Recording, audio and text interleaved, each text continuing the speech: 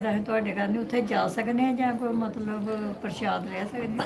ਪਿੰਡ 'ਚ ਸਤਸੰਗ ਹੁੰਦੇ ਆ ਤਾਂ ਸਤਸੰਗ ਕਿਹਦੇ ਹੁੰਦੇ ਆ, ਮਤਲਬ ਕਿਸੇ ਗੁਰੂ ਦੇ? ਨਾ ਦੂਏ ਬ੍ਰਹਮਾ ਵਿਸ਼ਨੂੰ ਮਹੇਸ਼ ਹੋਰ ਕੇ ਦੇਖੋ, ਉੱਦਾਂ ਮੈਂ ਮਨਾ ਕੀਤਾ ਹੋਇਆ ਹੈ ਕਿ ਕੋਈ ਵੀ ਪ੍ਰਸ਼ਾਦ ਹੈ, ਗੁਰੂਆਂ ਦਾ ਪ੍ਰਸ਼ਾਦ ਅਸੀਂ ਲੈ ਸਕਦੇ ਆ। ਹਾਂਜੀ गीता ਦੇ ਵਿੱਚ खुद मना किया होया है कि जहाँ तुम्हारी श्रद्धा होगी वहीं तुम्हारा वास होगा। देवी देवताओं में श्रद्धा रखने को मना किया गया है। गीता में बोला है कि देवी देवताओं में श्रद्धा रखोगे तो देवलोक को जाओगे, पितरों की श्रद्धा रखोगे तो पितरलोक में जाओगे, भूतों में श्रद्धा रखोगे तो भूतलोक को चले जाओगे। तो आपने कहीं जाना है क्या? ਮਤਲਬ ਆਖਦੇ ਕਿ ਜੇ ਤੁਸੀਂ ਸਤਸੰਗ ਕਰਾਇਆ ਤੇ ਆਹ ਨੂੰ ਤੁਹਾਡੇ ਘਰ ਤੇ कोई गल नहीं, तुसी जाओ, अपनी अपनी शक्ल दिखाओ, फॉर्मेलिटी निभाओ, ਆਓ ਤੇ ਆ ਕੇ ਅੱਜ कुछ दिन दे तुसी ले आओ घर च।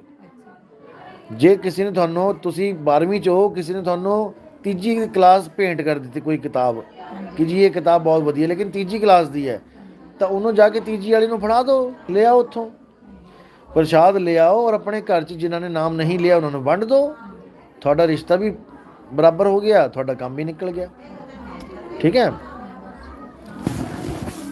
और कोई सवाल किसी का? हाँ, ਕਿਸੇ ਦੇ ਮ੍ਰਿਤਿੂ ਭੋਜ ਤੇ ਜਾਂਦੇ ਆ, मृत्यु भोज पे, हाँ ਦੂਰ ਜਾਂਦੇ ਆ, ਫਿਰ ਮਜਬੂਰਨ ਸਾਨੂੰ ਖਾਣਾ ਪੈਂਦਾ। हाँ, ਫਿਰ ਕੀ ਕਰਨਾ ਚਾਹੀਦਾ? ਉਸ ਇਹਦਾ ਵੇਲੇ ਵੀ ਭੁੱਖੇ ਵੀ ਹੁੰਦੇ ਆ, ਇਹਦਾ ਵੀ ਹੱਲ ਦੂਰ ਹੈ, ਵੀ ਗਏ ਹੁੰਦੇ ਆ। ਇਹਦਾ भी हल मैं दस्या होया है कि भाव से भक्ति होती है। अगर आपका भाव है तो भक्ति है, भाव नहीं है तो वो आटा है। मानो तो गंगा जल है, ना मानो तो बहता पानी। इसी प्रकार जहाँ पर तुम्हारी बहुत मजबूरी है वहाँ तुम्हें छूट है, वहाँ तुम्हें छूट है। जैसे कोई सास ससुर हैं, वो कह रहे हैं खा प्रसाद राम जी का, कृष्ण जी का, हनुमान जी का, भले तू कबीरपंथी है खा, वहाँ पे तुम खा सकती हो क्योंकि तुम्हारे पास ऑप्शन नहीं है। अब या तो झगड़ा करो, झगड़ा क्यों करो भाई, हमारा काम झगड़ा है ही नहीं, हमारा काम झगड़े वाला तो है नहीं है। हमारा काम है भैया ये ज्ञान यहाँ तक लेवल का है, इससे आगे का ज्ञान उस लेवल का है, तो उसमें कोई झगड़ा नहीं है। आप खा सकते हैं जहाँ पर आपकी मजबूरी होती है, ठीक है ना। कई लोग गले में कंठी नहीं धारण कर पाते, क्यों?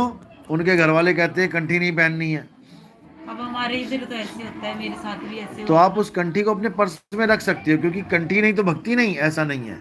कंठी तो एक यूनिफॉर्म है। कई लोग स्कूलों में पढ़ाई करते हैं, कई लोग घर में बैठ के पढ़ाई कर लेते हैं, लॉन्ग डिस्टेंस जितने स्टडीज़ करते हैं घर बैठे काम होता है उनका। मेन तो पढ़ाई है ना, यूनिफॉर्म तो सेकेंडरी है। तो जहाँ पर ज़रूरी है वहाँ पर पहनना ही पहनना है, और जहाँ पर तुम्हें कोई दिक्कत आ रही है वहाँ पर आप उतार सकते हो, अपने पास रखो। हमारी एक भक्तिन है हरियाणा में, उसका पति तो बिल्कुल देख के राजी नहीं है। वो कहता है कंठी पहन ली तो कैसे पहन ली, तोड़ने पे आ गया तो उसने खुद ही उतार के रख लिया अपने पास।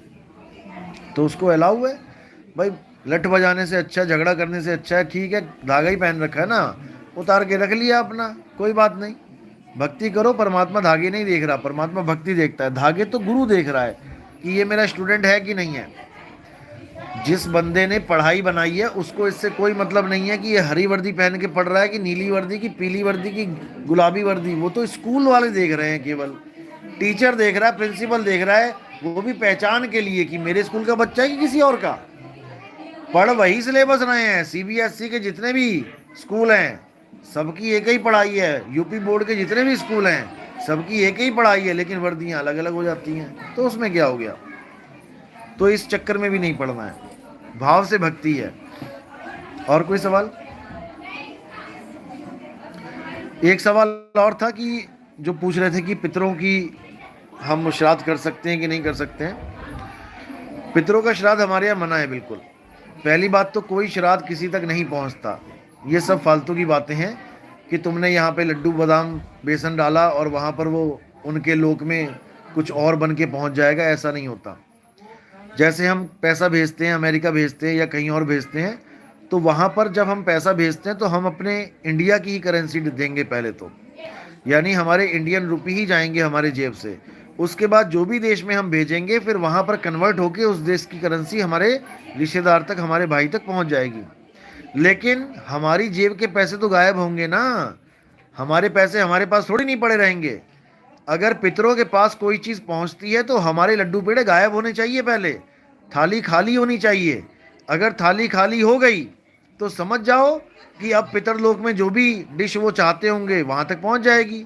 और तुम्हारी थाली में यहाँ लड्डू पड़ा है और कुत्ता चाट रहा है वहां पे, इसका मतलब वो नहीं पहुंचा वहां पे, यहीं रह गया और यहाँ कुत्ता खा गया। भेजा था किसी और के लिए, खा कुत्ता गया, क्या फायदा उसका। तो इसलिए इन पाखंडवाद से बाहर निकलना है। जीवित माता पिता को भोजन कराओ, मरने के बाद किसी के पास नहीं पहुंच रहा है। जीते जी तो तुम उसको सूखी रोटी नहीं दे रहे हो, उसके बाद दे घी लगा लगा के, उसके बाद क्या कुत्ते को घी दे रहे हो खिलाने खाने के लिए, माँ बाप को नहीं जा रहा है वो। तो इसलिए पितरों की भी कोई पूजा नहीं करनी है, पितर पूजा हमारे यहाँ अलाउड नहीं है। हम ये नहीं कह रहे कि सारी मत करो, केवल नाम दीक्षा वाले जो नाम दीक्षा ले रहे हैं या ले चुके हैं वो मत करो। बाकी ये नहीं कह रहा कि भारतवासी मत करो। भाई जो छोटी क्लास का है वो तो छोटी क्लास की किताबें पढ़ेगा। अगर कोई एक बंदा डॉक्टर बन जाए तो इसका मतलब ये थोड़ी नहीं कि पहली क्लास दूसरी क्लास चौथी क्लास वाले भी डॉक्टर बन गए। उनको तो वही कायदा पढ़ना पड़ेगा, आ से अनार, गा से गमला। धीरे धीरे जब उनकी उन्नति होगी वो खुद समझ जाएंगे। मूर्ति पूजा हम लोग के पंथ में अलाउड नहीं है, हमारे पंथ में अलाउड नहीं है। क्या इसका मतलब ये नहीं कि मैं पूरे देश का विरोध कर रहा हूँ कि कहीं भी अलाउड नहीं होनी चाहिए। मूर्ति पूजा छोटी क्लास है, होनी चाहिए। छोटी क्लास नहीं होगी तो फिर बच्चा बड़ी क्लास में कैसे जाएगा। तो हमें इससे कोई विरोध नहीं है कि कोई मंदिर है मस्जिद है आप जाओ वहाँ पे ज्ञान प्राप्त करो, लेकिन कमाई आपको खुद से मिलेगी। बाहर आके कमाई कर, हम स्कूलों में जाते हैं पढ़ाई करने, कमाई करने थोड़ी नहीं जाते हैं स्कूलों में। कमाई आपको बाहर करवाई जाएगी, स्कूलों में तो आपने ज्ञान ले लिया बस। इसी प्रकार कमाई तब होगी जब आपको विधि पता लगेगी कमाने की। गुरु के पास जाते हैं कमाने की विधि जानने के लिए, नोट बनाने की विधि नहीं होती है, काम करके नोट कमाने की विधि होती है। किसी ने दूध का काम कर लिया, किसी ने कपड़े का काम कर लिया, किसी ने मोटर मैकेनिक का काम सीख लिया, किसी ने सिलाई कढ़ाई, किसी ने दर्जी का काम सीख लिया, किसी ने नाई का काम सीख लिया। तो वो जो काम सीखा है वो विधि सीखी है, विधि के द्वारा पैसा आना शुरू हो जाएगा। पैसा डायरेक्ट नहीं आएगा कि तुम नोट ही बनाना सीख लो, ऐसा नहीं। इसी प्रकार परमात्मा डायरेक्ट नहीं मिलता, परमात्मा मिलता है जुगती से। जब गुरु जुगती बताता है, जुगती से मुक्ति होती है, बिना जुगती के मुक्ति नहीं होती। इसीलिए गुरु धारण करना बहुत जरूरी बोला गया कि बिना गुरु के आपको वो सूक्ष्म ज्ञान नहीं मिलेगा, वो भेद नहीं मिलेगा। कृष्ण जी अर्जुन के सामने थे ही, लेकिन जो दिव्य दृष्टि प्राप्त होने के बाद जो रूप दिखाई दिया वो बिल्कुल जमीन आसमान का फर्क था एक नॉर्मल रूप से। सारी उम्र वो कृष्ण जी के साथ रहा, उसको भ्राता कहा, उसको भाई कहा, उसको मित्र कहा, कन्हैया कन्हैया कहा। आप यकीन नहीं करोगे 11वें अध्याय में कृष्ण जी ने माफी मांगी है, कृष्ण जी ने नहीं, अर्जुन ने माफी मांगी है कृष्ण जी से कि मुझे माफ कर देना, मैं आपको भ्राता समझता रहा, आपको मैं दोस्त समझता रहा, आपको मैं कन्हैया कन्हैया करता रहा। तुम कन्हैया नहीं हो किसी एंगल से। कन्हैया तो वो था जिसको मैं समझ रहा था कि कन्हैया सिंगल पीस। आप कन्हैया नहीं हो भाई, आप आदि पुरुष हो, यानी उसकी निगाह में वो ब्रह्म है, ब्रह्म ही आदि पुरुष है इस 3 लोक का, चौथे लोक का नहीं, 3 लोक का आदि पुरुष ब्रह्म है। प्रथमे आदि ब्रह्म है ना वाणी, इसमें प्रथमे आदि पुरुष करके वही पूर्ण पुरुष है यहाँ 3 लोक में। तो ये सारा खेल है ब्रह्म का। तो अब इस ब्रह्म ज्ञान से आगे का ज्ञान जो है वो है पार ब्रह्म ज्ञान। वहां की जब आप पढ़ाई करोगे तो आपको छोटी क्लास की ना तो जीव ज्ञान की और ना ही ब्रह्म ज्ञान की, अब आपको कोई पूजा पाठ विधि करने की जरूरत नहीं है, किसी ग्रंथ को पढ़ने की जरूरत नहीं है, वो पढ़ाई पूरी हो गई आपकी। अब आप ग्रंथ पढ़ो अपने आत्मा का, आत्म ज्ञान करो, आत्मा रूपी ग्रंथ की पढ़ाई करो। किताबें रूपी तो बहुत कर ली, पोथी पढ़ पढ़ के आज तक खूब ज्ञान कमा लिया, अब ध्यान कमाओ। ज्ञानी तो बने बैठे थे, अब ध्यानी बनो, मालिक के ध्यान में रहो, आत्म स्वरूप के ध्यान में रहो और एक दिन मुक्ति मिलेगी, 100% मिलेगी, कोई रोकने वाला नहीं है। और कोई सवाल किसी का? काल कैसे पैदा हुए? काल कैसे पैदा हो गया, किसने पूछा? काल काल सब कोई कहे, काल ना चीने कोई, और जितनी मन की कल्पना काल कहावे सोए। काल पैदा हो नहीं गया, काल पैदा हो रहा है, साथ के साथ चल रहा है। कई लोग कहते हैं दुनिया किसने बनाई? भगवान ने बनाई। दुनिया बनाई नहीं, दुनिया बन रही है आगे से आगे। ये ब्रह्मांड एक्सपेंड हो रहा है, आगे से आगे बढ़ रहा है। देखो दुनिया देखो, आज से 100 साल पहले की दुनिया देखो और आज की दुनिया देखो, फर्क कितना है। कौन बना रहा है ये दुनिया को आगे से आगे?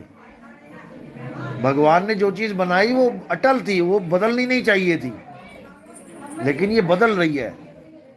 यानी दुनिया रोज बन रही है। दुनिया क्या है? ये सब दुनिया ही बैठी है।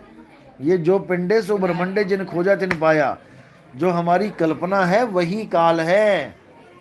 हमारी जितनी, केवल काल को मत सोचो कि कोई एक आदमी काल है। एक आदमी काल है कब? जब एक आदमी को दूसरा आदमी मारता है। रावण का काल कौन है? राम। कंस का काल कौन है? कृष्ण।